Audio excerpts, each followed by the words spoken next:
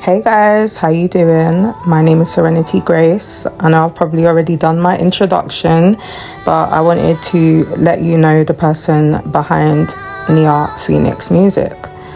I am a 33-year-old neurodivergent mother of 3 boys. I currently only have one with me based off of unforeseen circumstances, and I just wanted to let you into my world so that you guys could know a little bit about me and the reason to why I started this journey in the first place. Now, a lot of the times I know that behind my accounts, there's been times where people may have thought that I was acting irrational, especially when it came to people mimicking and copying my content. But the truth behind it is that this is more than content to me. This is my healing journey. In 2024, I took part in Miss Pride of Africa. And initially, when I did that, I was trying to empower myself as well as empowering my children. I was Miss Mali. But in between that, I ended up losing my sons, 2 of my children, and I was punched in my face and they were taken away from me by my ex-partner.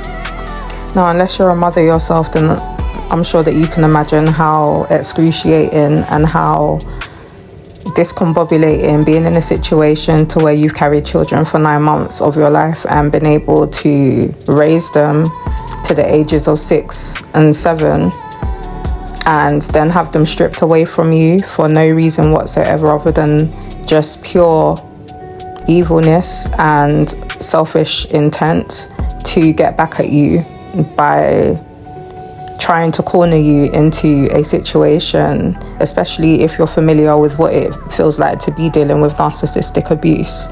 That is what I went through. I went through narcissistic abuse with my ex-husband for 10 years. And I'm telling you that even after breaking up with him, I still managed to go through narcissistic abuse to the degree that he chose to weaponize my children.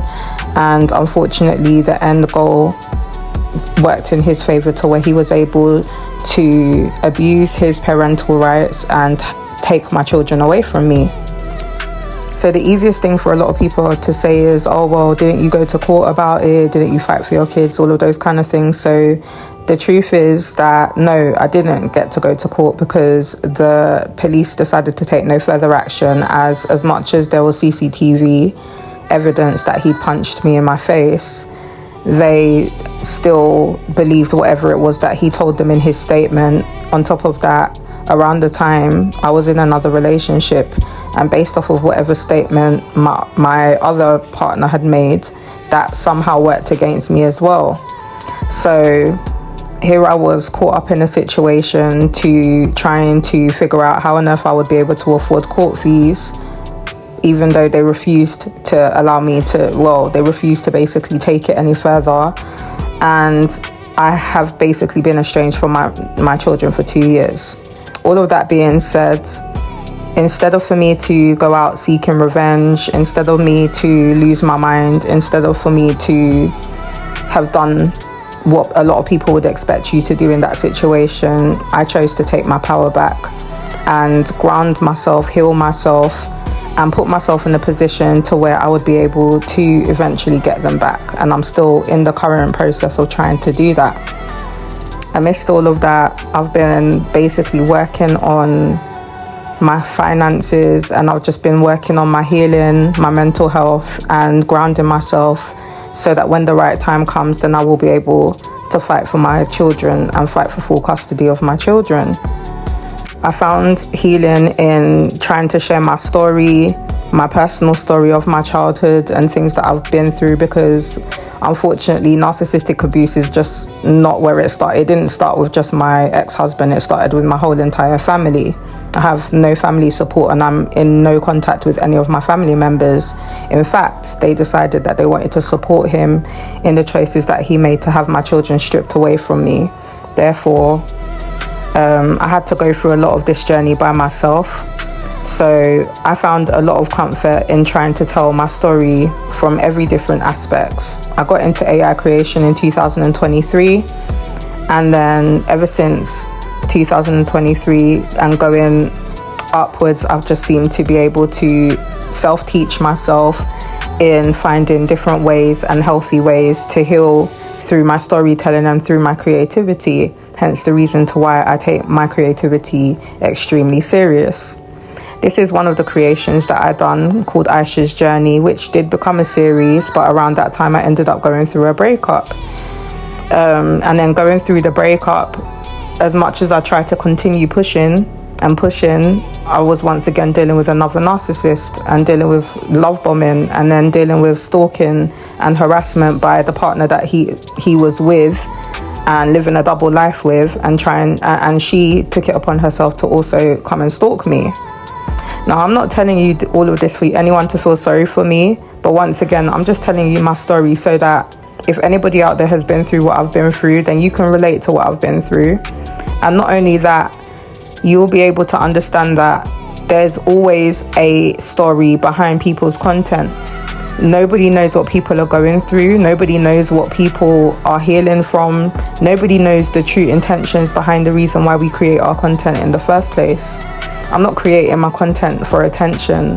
I'm creating my content for awareness, so that anybody that's been through it can know that they're not going through what they're going through alone, as well as letting them have that roadmap to how they're able to overcome it the way that I've been able to overcome it, and that I'm still in the process of trying to overcome. That's the reason why sometimes you may see where even within my content, things have ended up changing.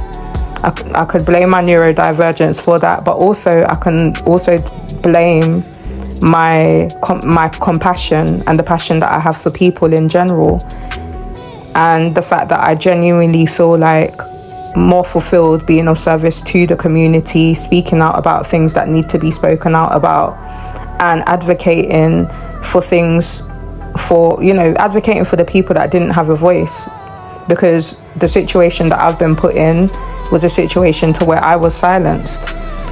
Having a lot of people against one person, that was a really terrible situation to be in. And then, the post about me where I gave the condolences to Professor Jason Arday, I resonate with that.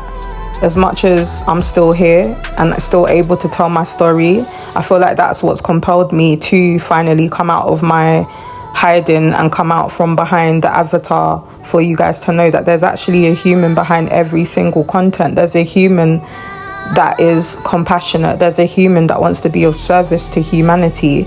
There's a human wanting to save people's lives. There's somebody that's been through a lot but still has that hope and that faith that I want to be able to save people. I want to be able to help people. I want to be able to empower women that have been through what I've been through. I'm still on my journey, and I'm still in, my learning process, my healing process. But if you choose to unfollow, then I totally understand, because maybe you don't resonate with me. But if you choose to stick around and continue seeing my journey, I hope that I will be able to empower you, and I will be able to just give you that silver lining if you've experienced any of the things that I've experienced, or even if you're just going through your own thing. And I just hope that I'll be able to just be that beacon of light through my music, through my creativity, through whatever content that I'm building, because this content is based off of healing. Thank you for taking the time to watch the video, and I'm so sorry it's been so long.